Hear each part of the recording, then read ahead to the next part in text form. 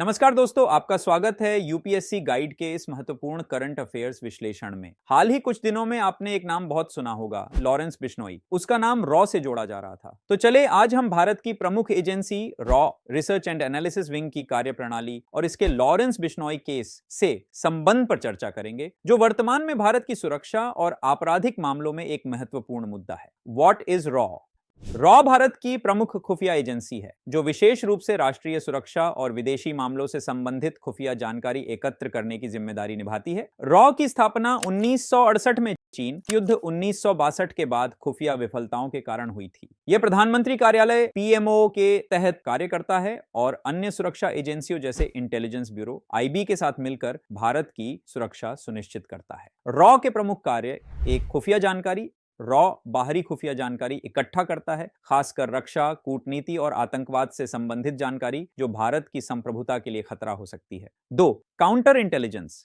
Counter intelligence एक गतिविधि है जिसका उद्देश्य किसी एजेंसी के खुफिया कार्यक्रम को विपक्षी खुफिया सेवा से बचाना है, जैसे भारत में विदेशी जासूसी गतिविधियों को रोकना, दुश्मन नेटवर्क को खत्म करना। 3. Secret operations. विदेशों में गोपनीय अभियान चलाना, जिसमें जासूसी और राजनीतिक, सैन्य और रणनीतिक जानकारी एकत्र करना शामिल है। 4. विश्लेषण। एजेंसी विभिन्न स्रोतों से प्राप्त डेटा और रिपोर्टों का विश्लेषण करती है ताकि अंतरराष्ट्रीय सुरक्षा और रक्षा जैसे राष्ट्रीय निर्णय लेने की प्रक्रिया में मदद मिल सके। रॉ का योगदान।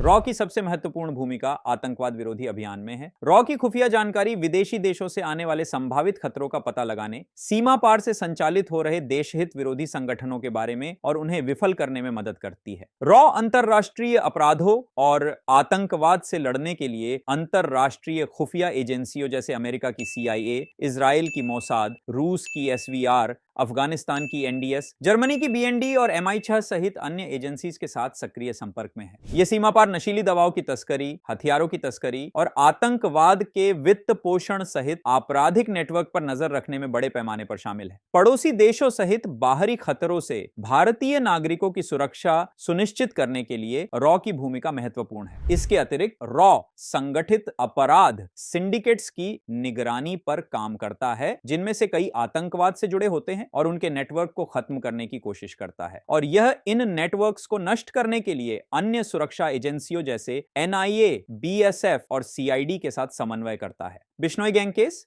लॉरेंस बिश्नोई एक कुख्यात गैंगस्टर है और बिश्नोई गैंग का कथित प्रमुख है। एनआईए के मुताबिक बिश्नोई गैंग अंतरराष्ट्रीय संबंधों के साथ भारत में 11 राज्यों में सक्रिय है। विदेशों में, खासकर कनाडा में उसके स्ट्रॉन्ग लिंक्स हैं। बताया जाता है कि भारत में इस गिरोह के लगभग 700 शूटर हैं। उसकी गैंग का एक्सटॉर्शन, हत्या, दहशतगर्दी, मादक पदार्थों और हथियारों की तस्करी जैसी आपराधिक गतिविधियों में संबंध है। बिश्नोई गैंग कई हाई प्रोफाइल आपराधिक मामलों से जुड़ा हुआ है, जिसमें पंजाबी गायक सिद्धू मूसेवाला की हत्या, कुछ ही दिन पहले महाराष्ट्र के पूर्व मंत्री बाबा सिद्दीकी की हत्या शामिल है। लॉरेंस बिश्नोई की सबसे बड़ी साजिशों में से एक काला हिरण के शिकार को लेकर बॉलीवुड स्टार सलमान खान की हत्या की योजना है, क्योंकि काले हिरण को बिश्नोई समुदाय द्वारा पवित्र माना जाता है। इसको लेकर इसी साल 14 अप्रैल को कुछ लोगों ने मुंबई के सलमान खान के घर के बाहर कई राउंड फायरिंग भी की थी। लॉरेंस बिश्नोई 2016 से जेल में बंद है। फिलहाल वो गुजरात के साबरमती जेल में है। उसके प्रभाव और नेटवर्क का अंदाजा इसी बात से लगाया जा सकता है कि लॉरेंस जेल में बंद है, तब भी वो अपने गैंग को चला रहा है। उसके करीबी सहयोगी में उसका भाई अनमोल बिश्नोई, गोल्डी बरार, रोहित गोदारा शामिल हैं। क्राइम के ग्लोबल ऑपरेशन के साथ कई महाद्वीपों में फैला बिश्नोई गैंग कोई छोटा मोटा सिंडिकेट नहीं है। उसका नेटवर्क बहुत विशाल है।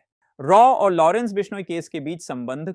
कुछ ही दिन पहले कनाडा ने भारत के ऊपर यह आरोप लगाया था कि भारतीय दूतावास कनाडा में प्रो खालिस्तानी नेताओं की जासूसी करके रॉ को देता था, और रॉ इस जानकारी का विश्लेषण करके आगे के काम को अंजाम देने के लिए लॉरेंस बिश्नोई गैंग को देता था। इसी कारण पिछले 2 सालों में हरदीप सिंह निज्जर, सूखा दुने समेत 6 खालिस्तानी नेता की हत्या हुई है। भारत ने इन आरोपों का खंडन किया और कहा कि कनाडा ने अभी तक निज्जर हत्या में सबूत नहीं दिए हैं। भारत ने यह साफ कह दिया है कि कनाडा में हो रहे किलिंग में भारत सरकार या रॉ का कोई हाथ नहीं है। ये सारी चीजें कनाडा इसलिए कर रहा है क्योंकि भारत सरकार ने कनाडा को कई ऐसे खालिस्तानी टेररिस्ट जो इनामी है उनका नाम दिए, जो कि पनाह लिए हुए हैं। आप उन्हें गिरफ्तार करें और हमें सौंप दें। तो वह ऐसा तो कर नहीं रहा, बल्कि वह प्रो खालिस्तानी को बढ़ावा दे रहा है और उल्टा भारत सरकार पर आरोप लगा रहे हैं, और कनाडा इस बात से बिल्कुल उलट है। अब इसी बात से भारत और कनाडा के रिश्ते अचानक खराब हुए हैं, जो कि कनाडा भारत का एक अच्छा दोस्त था।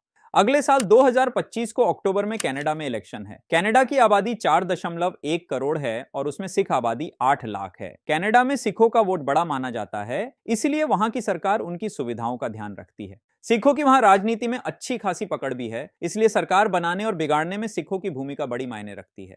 प्रो खालिस्तानियों का भरोसा जीतने के लिए भारतीय दूतावास को बदनाम कर कनाडा के प्रधानमंत्री जस्टिन ट्रूडो अपनी लोकप्रियता बीते कुछ दिनों में बढ़ाने में सफल रहे हैं, जो कि उनको आने वाले चुनाव में फायदा पहुंचा सकती है।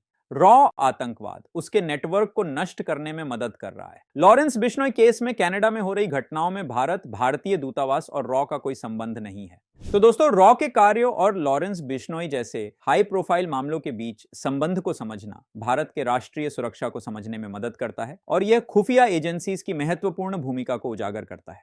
इस तरह के और भी करंट अफेयर्स विश्लेषणों के लिए सब्सक्राइब करें यूपीएससी गाइड को और अपडेट रहें। धन्यवाद।